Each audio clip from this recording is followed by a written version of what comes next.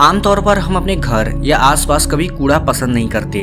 और शायद करना भी नहीं चाहिए क्योंकि कूड़ा कोई अच्छी चीज़ तो होती नहीं है। लेकिन क्या आपने सोचा है कभी कि इंसान कहाँ कहाँ कूड़ा फैला सकता है, जैसे कि अपने घर में या फिर अपने आसपास, स्कूल, कॉलेज, हॉस्पिटल। लेकिन कुछ ऐसी भी जगह हैं जहाँ इंसानों ने कूड़ा फैलाया है जो आप शायद सोच भी नहीं सकते। हम बात कर रहे हैं स्पेस डेब्रिस की, जो कि आज के समय में एक बहुत बड़ी समस्या बन चुका है और किसी भी देश की स्पेस एजेंसी के पास ये सॉल्यूशन नहीं है इसका कि इसको एक साथ कैसे ख़त्म किया जा सकता है। हालांकि अगर स्पेस एजेंसियां चाहें तो एक समय के साथ धीरे धीरे इसको ख़त्म कर सकते हैं। अगर हम बात करें इसरो की, तो इसरो का कहना ये है कि वह एक ऐसी फ्यूचरिस्टिक टेक्नोलॉजी पर काम कर रहे हैं जो कि स्पेस डेब्रिस को ख़त्म करने में कुछ हद तक मदद करेगा, यानी कि किल बटन की बात कर रहे हैं। ये एक तरह की ऐसी टेक्नोलॉजी होगी जिसमें एक बटन दबाने मात्र से स्पेस में घूम रहे ऐसे रॉकेट और सैटेलाइट जो कि खराब हो चुके हैं या फिर उनका समय पूरा हो चुका है,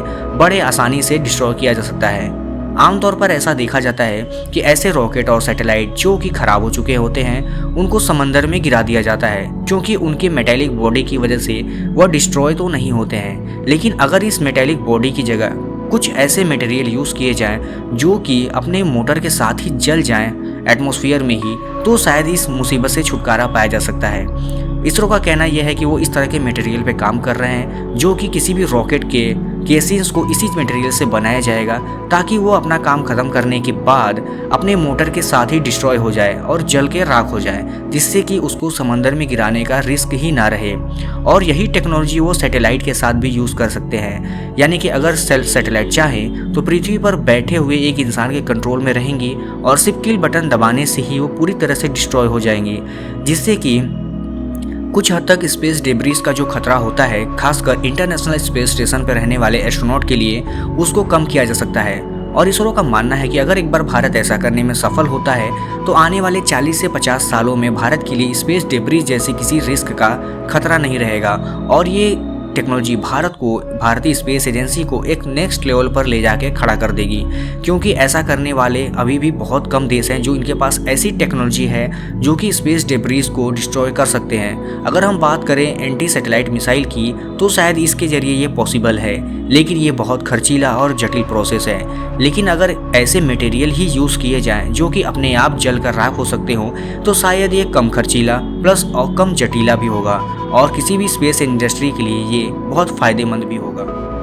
अब इस बात से इनकार तो नहीं किया जा सकता कि दुनिया भर की जो स्पेस एजेंसियां हैं, आज के समय में उनका ध्यान पूरी तरह से हैक प्रूफ कम्युनिकेशन हो या फिर ह्यूमनॉइड रोबोट्स या फिर स्पेस व्हीकल, इन सब चीज़ों पर चलता है। हालांकि इसके अगर अलावा बात करें तो क्वांटम कम्युनिकेशन जैसी चीज़ों पर भी आजकल सबका ध्यान है। हालांकि इस बात से इनकार भी नहीं किया जा सकता कि स्पेस डेब्रिस आज नहीं तो कल पूरी दुनिया की स्पेस एजेंसियों के लिए सिरदर्द बन जाएंगी। अब चाहे वो भारत का इसरो हो या फिर चाइना, रसिया, अमेरिका, कोई भी हो, स्पेस डेब्रिस का सोल्यूशन तो निकालना ही पड़ेगा। लेकिन अच्छी बात यह है कि भारत यानी इसरो इसमें अभी से सोच रहा है और इस बात में गारंटी है कि आने वाले समय में इसरो इस चीज़ के लिए कोई ना कोई अच्छा सोल्यूशन निकाल भी लेगा।